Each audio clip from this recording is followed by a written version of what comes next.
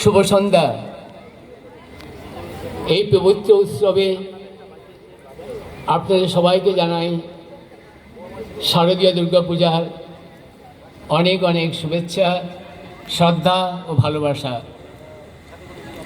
দেবী দুর্গার কাছে প্রার্থনা করি আপনাদের এই পুজোর দিনগুলো সুন্দর, আনন্দময় এবং রোমাঞ্চকর হয়ে উঠুক। সবাই সুস্থ থাকুন, ভালো থাকুন। আমি আজ আপনাদের একটা রোমান্টিক কবিতা, হ্যাঁ বলতে পারেন বুক ভাঙা রোমান্টিক কবিতা আবৃত্তি করে শোনাবো। আগেই বলেছেন সুনীল গঙ্গোপাধ্যায়ের লেখা কেউ কথা রাখেনি।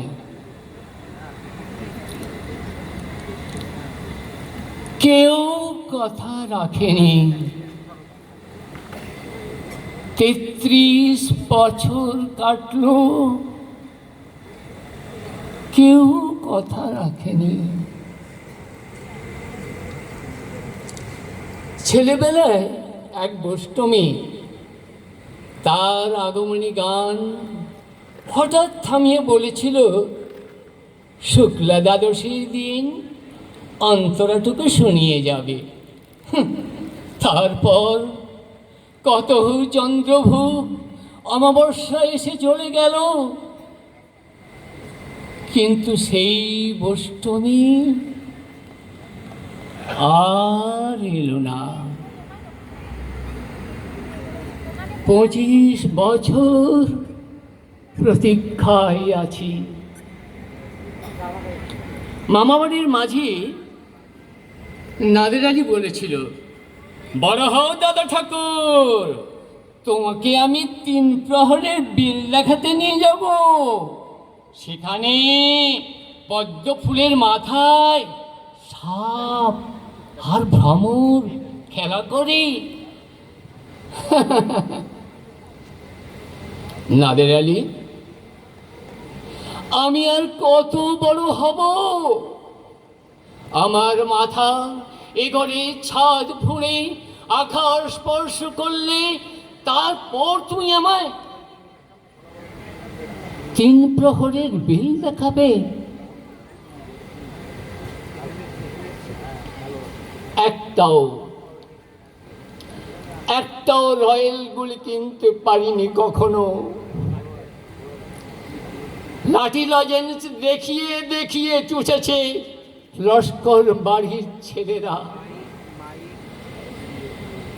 ভিখিরির মতন দাঁড়িয়ে দেখেছি ভিতরে রাস উৎসব।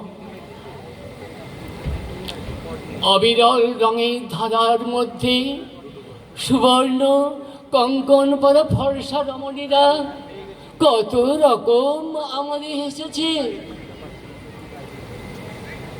আমার দিকে তারা ফিরেও যায়নি।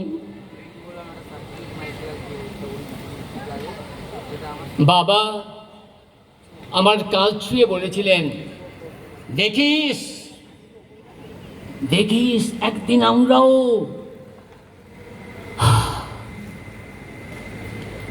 বাবা এখন অন্ধ, আমাদের দেখা হয়নি কিছুই।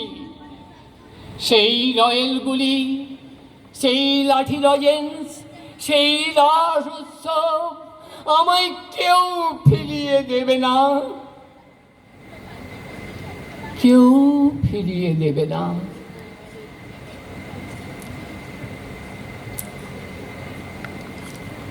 বুকের মধ্যে সুগন্ধি রুমাল রেখে বরুণা বলেছিল,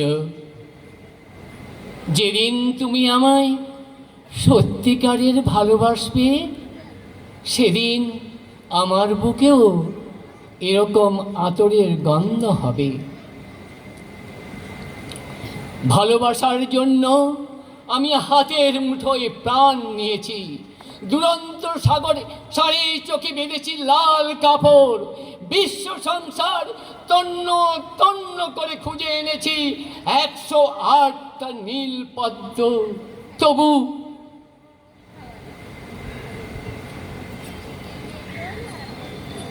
তবুও কথা রাখেনি বরুণা।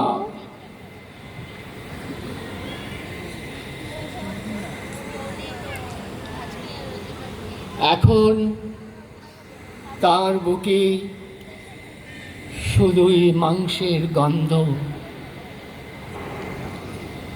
এখনো সে যে কোনো নারী, কেউ কথা রাখেনি। 33 বছর কাটলো, কেউ কথা রাখে না, কেউ কথা রাখে না, রাখে না। অপূর্ব।